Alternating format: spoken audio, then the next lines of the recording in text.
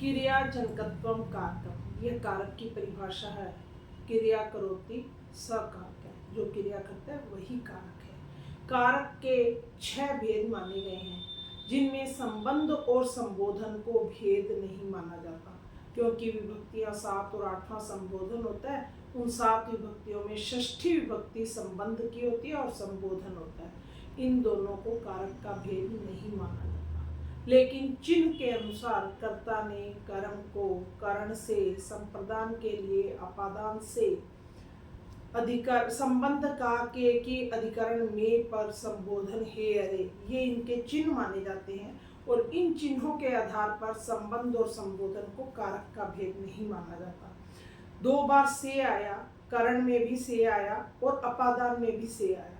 इन दोनों से का तात्पर्य है कि पहला जो से है तृतीय विभक्ति का, वो जोड़ने का कार्य करता है, और जो पंचमी विभक्ति का से है वह अलग करने का, तोड़ने का कार्य करता है, यानी किसी चीज से अलग होना। जैसे अब यहाँ पर सबसे पहले हम कर्ता कारक को लेंगे। कर्ता कारक में हमेशा ही प्रथमा विभक्ति रहती है। प्रथमा विभक्ति और संबोधन दोनों में ही प्रथमा विभक्ति होती है। कर्ता और संबोधन दोनों में प्रथमा होने के कारण कर्ता को क्रिया के साथ जोड़ना, जैसे रामे पठती, रामे खादती, रामे पीबती, रामे गच्छति, इस प्रकार के कर्ता के संबंध होते हैं। कर्ता के स्थान पर सर्वनाम शब्द भी आ सकता है और कोई संज्ञा शब्द भी आ सकता है। इस प्रकार से यह प्रथमा विभक्ति रहती है। द्वितीय विभक्ति, द्वितीय विभक्ति में कुछ शब्दों को हम ध्यान देंगे। उन शब्दों के आधार पर पता चलता है कि इनके योग में द्वितीय विभक्ति आती है, जैसे अभितय, परितय, सर्वतय, उभयतय।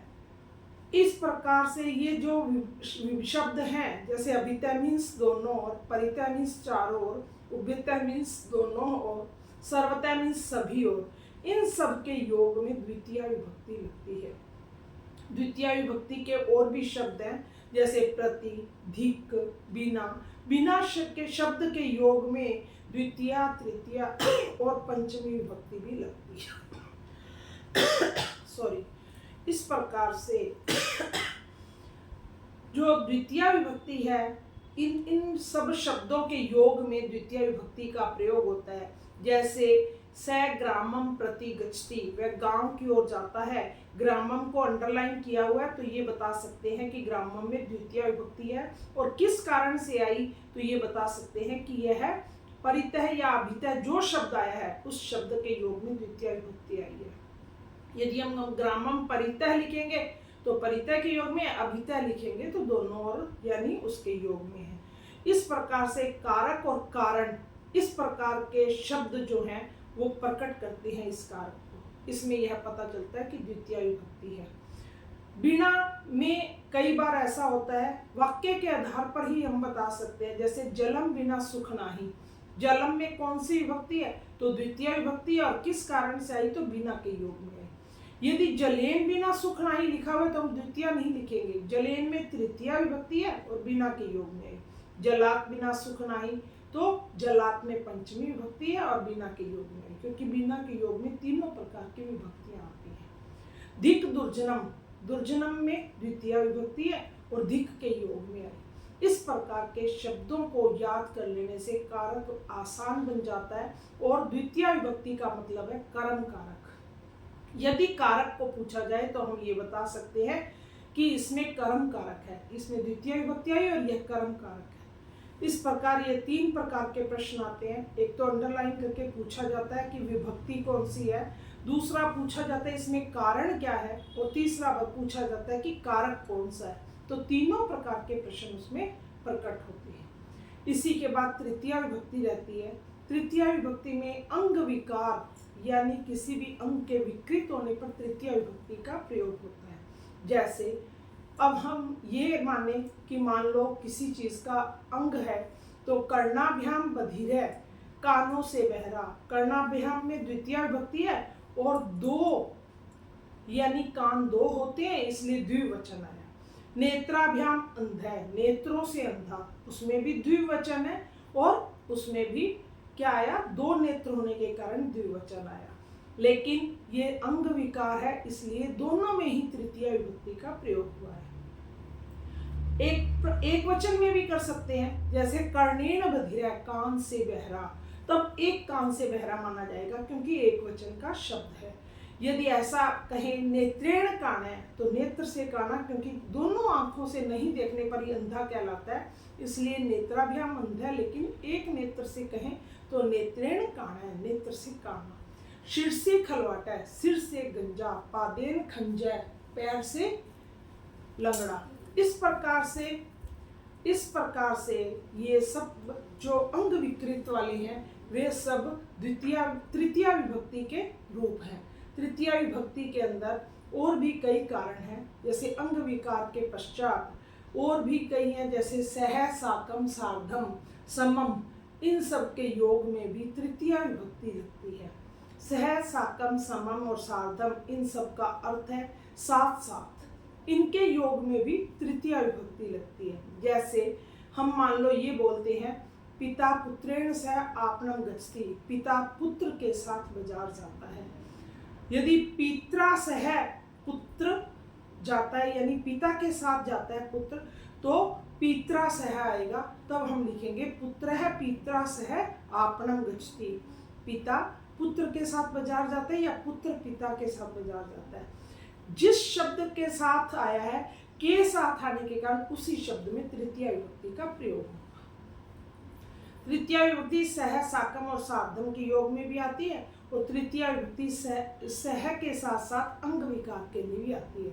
बिना के योग में भी तृतीया विभक्ति लगती है। इसी प्रकार चतुर्थी विभक्ति देने के भाव से, यानी दा या यक्ष धातुओं के योग में चतुर्थी विभक्ति का प्रयोग होता है। चतुर्थी विभक्ति धा और यक्ष धातु के लिए, जैसे मान लो नृपः याचकाय धनम ददाति, राजा याचकों को धन देता है। देने के लिए याचकाय में चतुर्थी विभक्ति है। देने के योग में हमेशा चतुर्थी विभक्ति का प्रयोग होता है। इसी तरह से कई बार ऐसा भी होता है कि दा या यच के बाद में मान लो कोई ऐसा आ जाता है, क्रुद्ध, द्रोह, ईर्ष्या, द्वेष, इस प्रकार के वाक्य होते हैं, उसमें इस प्रकार की धातुएं या क्रियाएं होती हैं, तब भी तृतीया विभक्ति का प्रयोग होता है, चतुर्थी विभक्ति का प्रयोग होता है। जैसे पिता पुत्राय क्रुध्यति, पिता पुत्र को क्रोध करता है या पुत्र पर क्रोध करता है, इसमें भी चतुर्थी विभक्ति है। कल्याण सूचक शब्द जैसे ओम नमः शिवाय, तो ओम नमः शिवाय यानी नमः के योग में भी चतुर्थी विभक्ति का प्रयोग हुआ। प्रजा भय स्वाहा यानी प्रजा का कल्याण हो, तो इसमें भी चतुर्थी विभक्ति लगी। तो इस प्रकार से चतुर्थी विभक्ति जहाँ जहाँ आती है उसमें सबसे पहले देने के भाव से यानी दा या यच धातु के योग में, दूसरा उसमें ये बताया कि इसमें दा या यच के पश्चात दूसरा जो बताया मैंने कि क्रुद्ध, द्रोह, ईर्ष्या, द्वेष, इन शब्दों के योग में भी चतुर्थी विभक्ति का प्रयोग होता है। चतुर्थी विभक्ति। अब हम बात करेंगे पंचमी विभक्ति। अब हम पंचमी विभक्ति के बारे में चर्चा करेंगे। पंचमी विभक्ति अलग करने के भाव से होती है। माना वृक्षात पत्राणि पतन्ति, वृक्ष से पत्ते गिरते हैं, तो वृक्षात में पंचमी विभक्ति है और पंचमी विभक्ति अलग होने के भाव से आई। जैसे नदी से जल निकलता है, तो इसमें नदी जलात निर्गच्छति, या पर्वतों से नदी निकलती है तो पर्वतात नदी निर्गच्छति। तो प्रवहति भी बोल सकते हैं, क्योंकि प्रवहति का मतलब बहना होता है, तो बहती है। ये भी अलग हो रही है, तो अलग होने के भाव से पंचमी विभक्ति रहती है। तरप प्रत्यय, तरप प्रत्यय में तर है, तरा, तरम शेष रहता है, और तरप प्रत्यय में दो की तुलना में एक को श्रेष्ठ बतलाया जाता है। तरप प्रत्यय के योग में भी पंचमी विभक्ति का ही प्रयोग होता है। पंचमी विभक्ति में भी और त्रा यानी रक्षा करना और डरना, इन धातुओं के योग में भी पंचमी विभक्ति का प्रयोग होता है। पंचमी विभक्ति इन सब शब्दों के योग में लगती है। अब भी और त्रा में स सिंघात विभेति, वह शेर से डरता है। सिंघात में पंचमी विभक्ति है। इस प्रकार से पंचमी विभक्ति का प्रयोग डर और रक्षा करने के अर्थों में किया जाता है।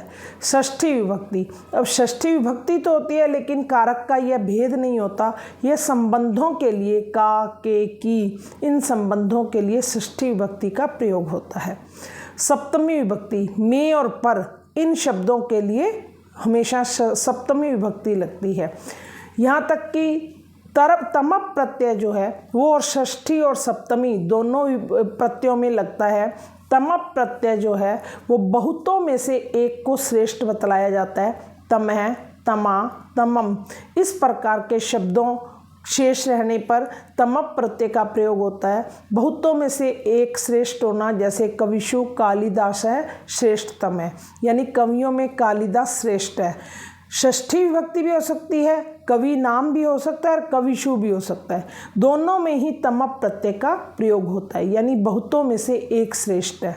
तो इस प्रकार से तमप प्रत्यय का प्रयोग भी सप्तमी विभक्ति में होता है। कारक जो हैं इन्हीं चिन्हों के आधार पर ही संपन्न किए जाते हैं। कारक के माध्यम से ही हम वाक्य बना सकते हैं, वाक्यों में इसका प्रयोग कर सकते हैं और शुद्ध और अशुद्ध के बारे में भी पता चलता है। कारक के माध्यम से अशुद्धि संशोधन को भी किया जा सकता है। अशुद्धि संशोधन में कारक भी होते हैं, क्रिया भी होती है, लिंग और वचन के आधार पर भी अशुद्धि संशोधन किया जाता है। धन्यवाद। वंदे मातरम।